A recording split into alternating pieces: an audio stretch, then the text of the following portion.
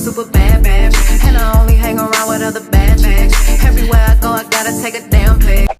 I don't think it gets no more intimate than me in my kitchen at 2 a.m. getting ready to tell y'all a story in a mask, eating Fruit Loops out of Tupperware because I didn't feel like cleaning a bowl. But I have unfiltered milk, or filtered milk, ultra filtered milk. I said unfiltered, that's nasty. Ultra filtered milk in there. That tells you how bougiado I actually am. Hey guys, what's up all my top moms and girls of the world? Kenneth here, and I am back for another video. And today I'm in my kitchen. Don't ask why I'm in the kitchen today. I just seen lights and I didn't feel like setting up like my studio setup. So I was just like, let's just set up the lights around me and film like this. Why not? So y'all getting a story time and a mask time in one or whatever, because I got this mask on because I'm going on a trip tomorrow to DC for YouTube Black.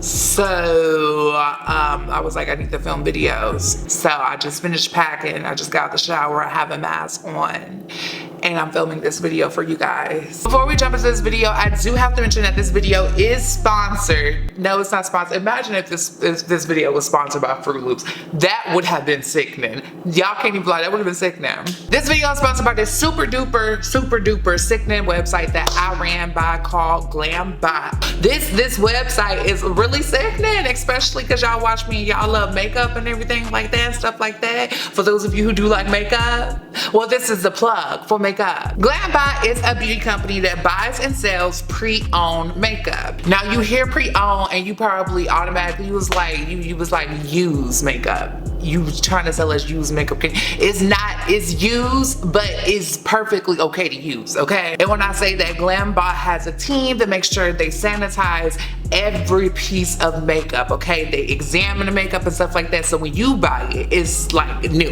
You like buy new makeup. If you have like new makeup, or if you have like makeup that you don't use no more, it can't be like too old or nothing like that, but if it was like a shade that didn't work for you, you can actually also sell it to GlamBot and you can make some money too. Y'all are finding out about GlamBot just in time for a cute little sale or whatever. They're starting their Halloween sale, which is 7 days of discounts on items. So during the 7 days or whatever, each day a different discount or deal will be announced to those who sign up for the mailing list. You sign up for the mailing list, you get to know all about the deals that's going on through this Halloween sale. I'm telling y'all, go over to GlamBot and check that out. The only last 3 things that you need to know about GlamBot is that 1, everything is listed down below. 2, you can use my code HeFlawless20 to get 20% off of what's already discounted makeup. So you are getting away with murder at this point. And then 3, you also need to know that items sell fast, like fast as hell. So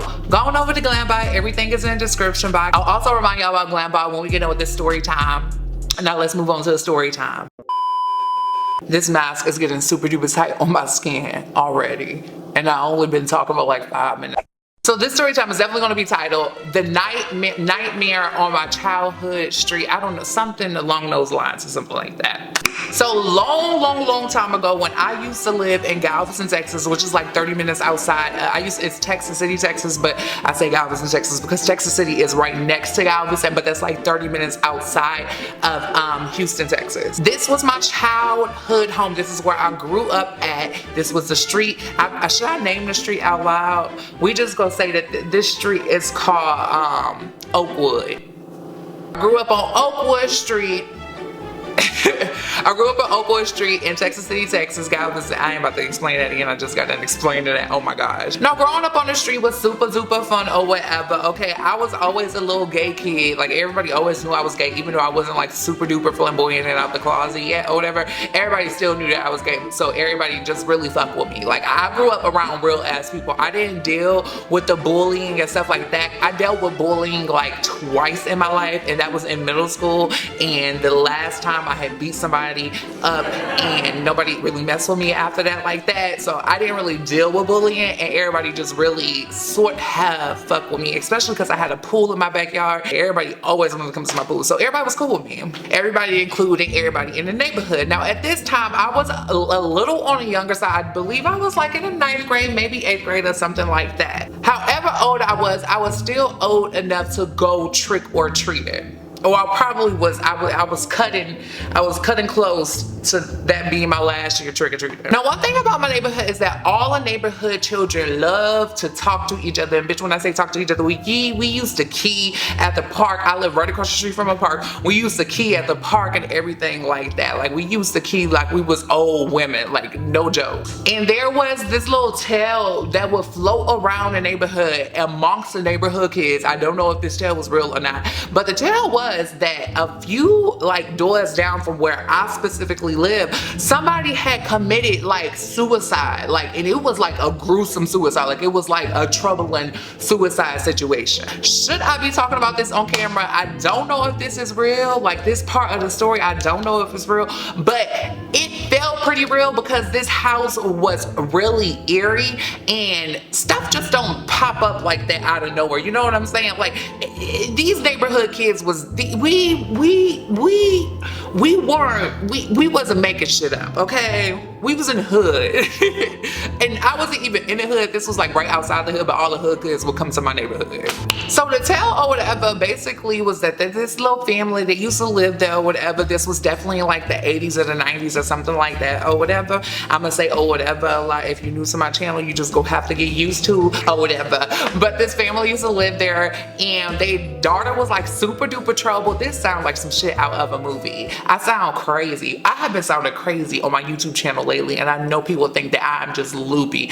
I am perfectly sane, I promise you. But for real, they said this daughter was troubled and stuff, and she had committed suicide, and it was like blood all in the bathtub and stuff. Like this had really happened. Like they had ambulance and everything like this. At least this is what they had told us, okay? And this was right before, like this is right before it was time to go trick-or-treating when we had found out about this or whatever. I asked my mama, she said it was true, and she said she had heard something about that, but they haven't been living in the house long enough or something like that. But she said they had heard something about that, but she ain't know if it was true or not. She said it was true. But my mama, she is one of the biggest bullshitters that I know, so I don't know if that's true. But my father also, he was a little more sane than my mama, so he didn't deny it. So it might have been true. I don't know, whatever it was, it had us scared as fuck. And from that point on, we would pass by their house with like, wait, what the, no, like we would speed by their house and stuff like that. We was very immature, okay? And we did very immature things. Like we had always acted so uncomfortable around the house, even with the kids that used to come out that house, we used to like stay away from them. Everybody in that house that lived in the house, because it seemed like a lot of people had lived in the house, everybody that had lived in the house knew that the neighborhood kids didn't really fuck with them like that, and it was because of this tale that was going on about this house. So girl, Halloween comes, okay? Halloween comes, me and my little brother, we go trick-or-treating. Me and my little brother, we was real childish, so we would go trick-or-treating on bikes. I don't know if people do that frequently, but we did that. I know people usually go to the door, knock, trick-or-treat, and then just keep moving to house.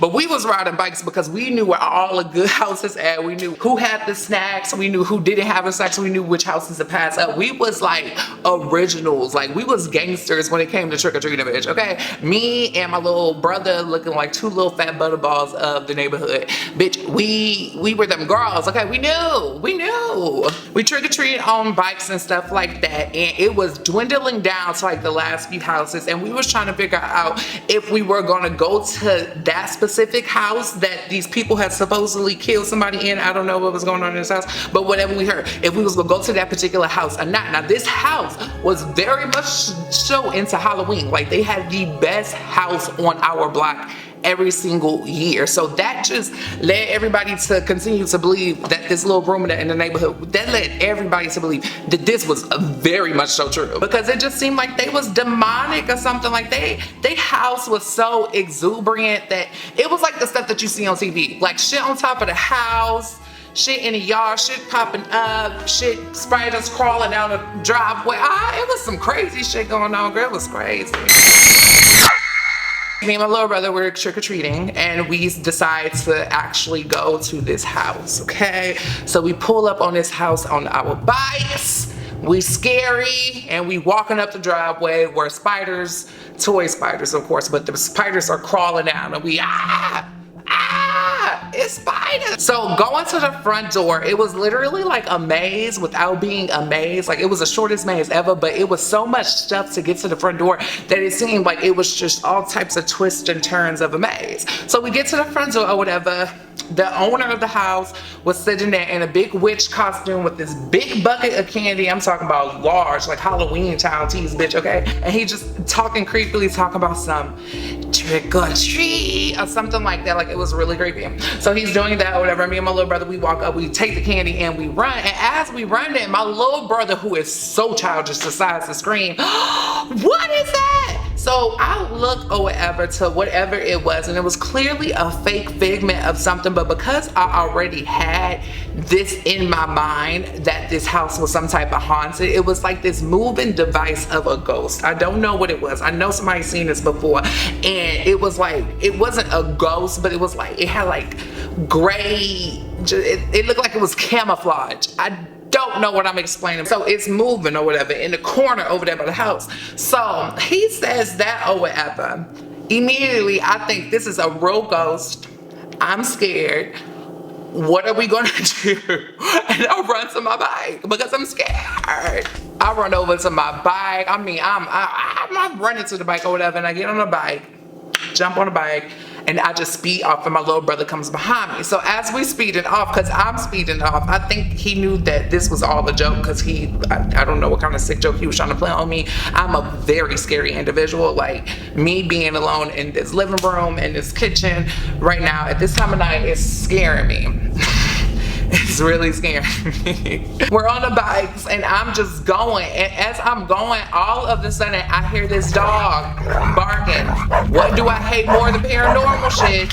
I hate big dogs that bark and chase people, and that's what was coming after me, a dog. I'm on my bike, I'm riding, I'm pedaling, I'm tired, I'm ready to go eat my candy, I'm ready to go sit inside, I'm on my bike, and all I hear is this dog that's off the chain running behind me and my little brother. Like, my little brother is right behind me and the dog is right there, and I'm like, oh my god, I gotta keep going. So I'm going and I'm going and I'm going and I'm going, and woo, I'm so tired. And then we get to this like cul-de-sac, like a dead end to the neighborhood, and my little brother like turns and leaves me there by myself to defend myself. The dog is chasing me by myself at this point, and I am terrified, girl. I'm screaming out loud. It's Halloween night, it's trick-or-treaters. I'm causing a scene in the neighborhood.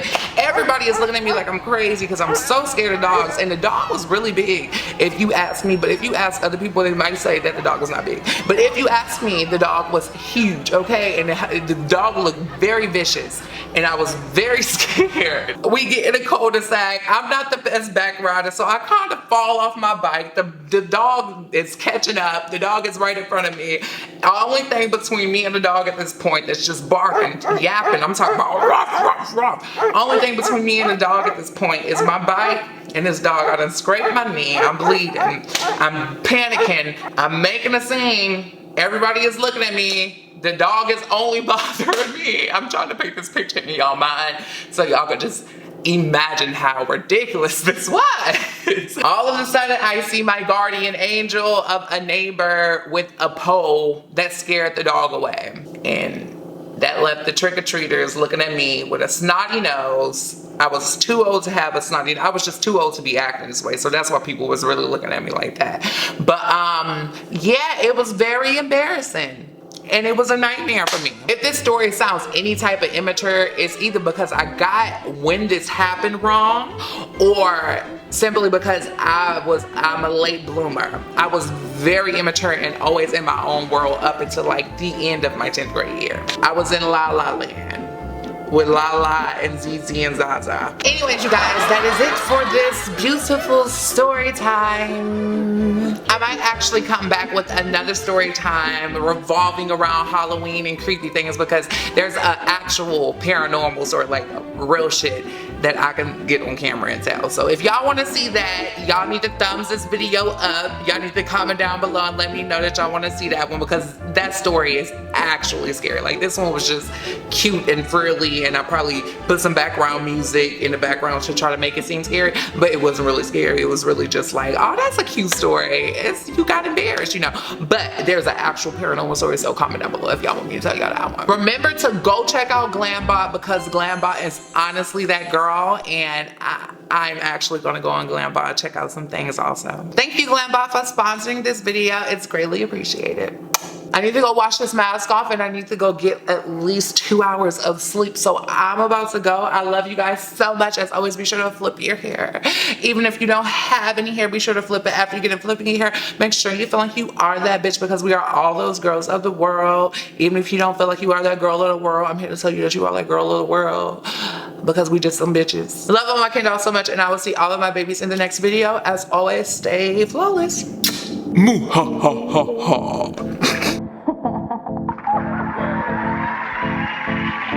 Thank you. Thank you, thank you, thank you, and fuck you.